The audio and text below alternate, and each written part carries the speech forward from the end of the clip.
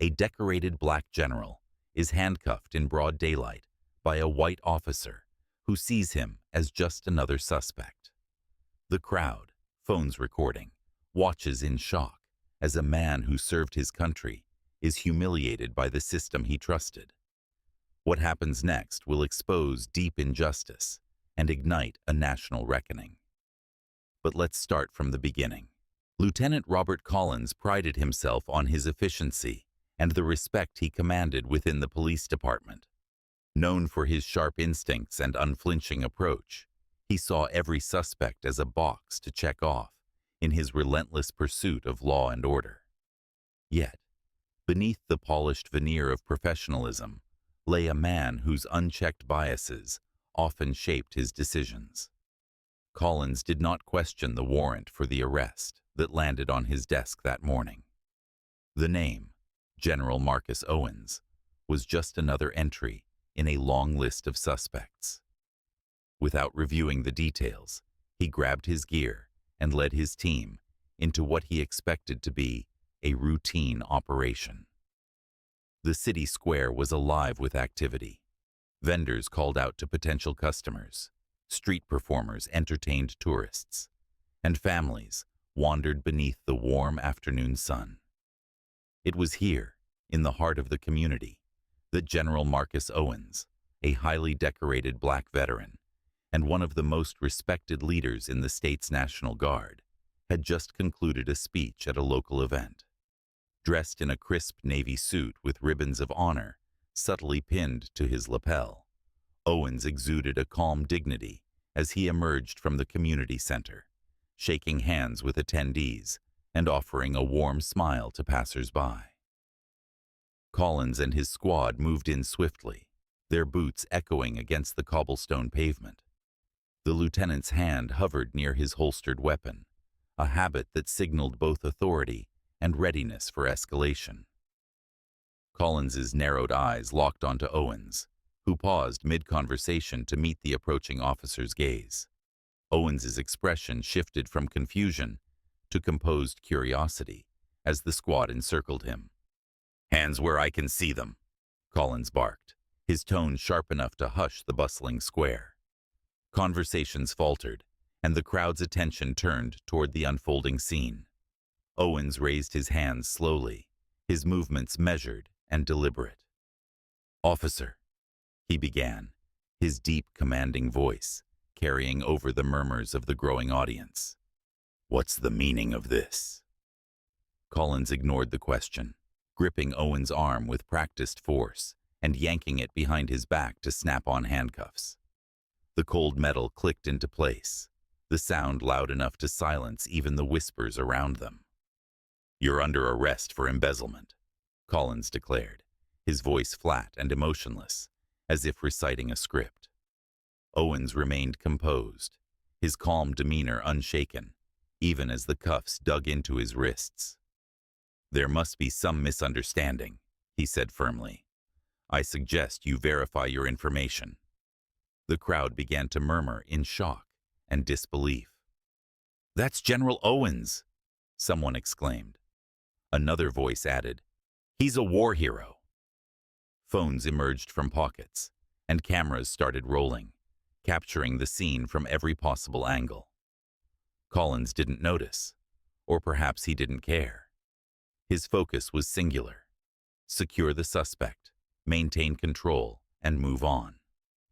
As Collins guided Owens toward the waiting patrol car, their eyes met. Owens's gaze was steady, devoid of fear, but laced with something that gave Collins pause: conviction. "You've made a mistake," Owens said evenly, his tone neither pleading nor confrontational. "And it's one you'll regret."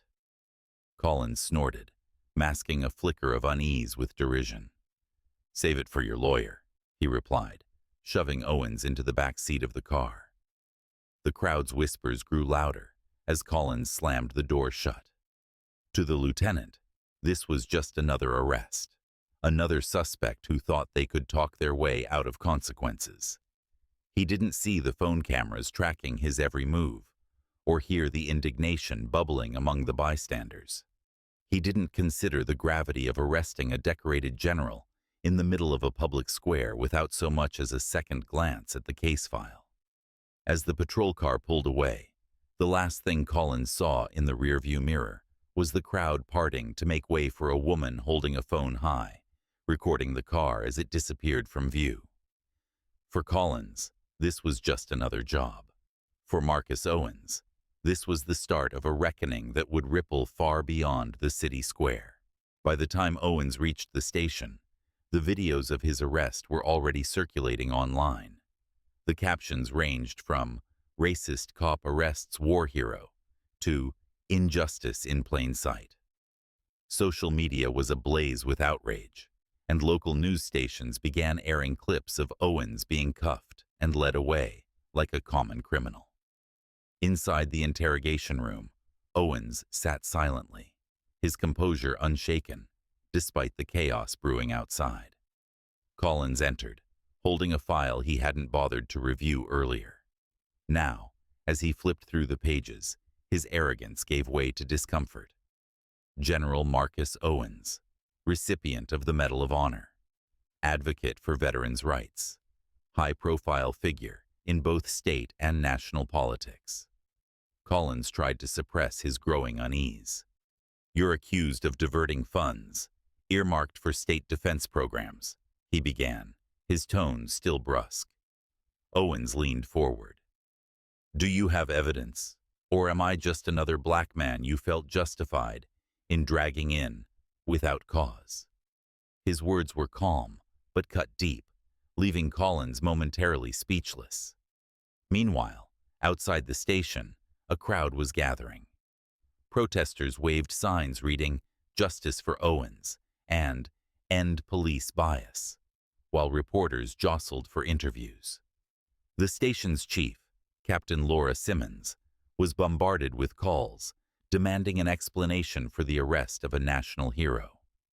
Inside, Collins began to sweat as Owens turned the tables during questioning. "You arrested me without understanding who I am or what I've done for this country," Owens said. "You didn't check the facts. You didn't even think." Collins tried to push back, but Owens cut him off. "The real thief? I can tell you exactly who they are. But first, you'll answer for your actions." As pressure mounted from the public and the media, Captain Simmons called Collins into her office. "We have a problem," she said, tossing a tablet onto her desk. On the screen were clips of the arrest, alongside Owens' sterling record and the growing outrage from prominent figures across the country. "This has gone national," Simmons said, glaring at Collins. "If you don't fix this, your career, and possibly this entire department, is over." Reluctantly, Collins allowed Owens to provide evidence. Owens revealed detailed documentation proving not only his innocence, but also implicating another high-ranking official in the embezzlement scandal, a close associate of the city's mayor. By the end of Owens's presentation, Collins was pale. He'd made a grave mistake, and now the weight of his actions was bearing down on him. "That's the truth, Lieutenant," Owens said, his voice sharp. "The question is, what are you going to do about it?" Collins faced a choice. He could continue down the path of denial, shielding himself behind the thin veil of procedure, or he could admit his error and begin the process of righting his wrongs. The decision loomed over him like a storm cloud. The following day, Collins stood at a press conference beside Captain Simmons and General Owens. The media buzzed with anticipation. Collins stepped forward, his face stiff with discomfort. "Yesterday, I made a decision based on incomplete information and personal biases," he began, his voice strained. "General Owens is not only innocent, but also a man of unparalleled integrity. I take full responsibility for my actions, and I am committed to reflecting on my role in this institution's failings." Owens then took the podium, his commanding presence silencing the crowd. "This isn't just about me," he said. "It's about a system that allows these kinds of assumptions to flourish. We must demand better.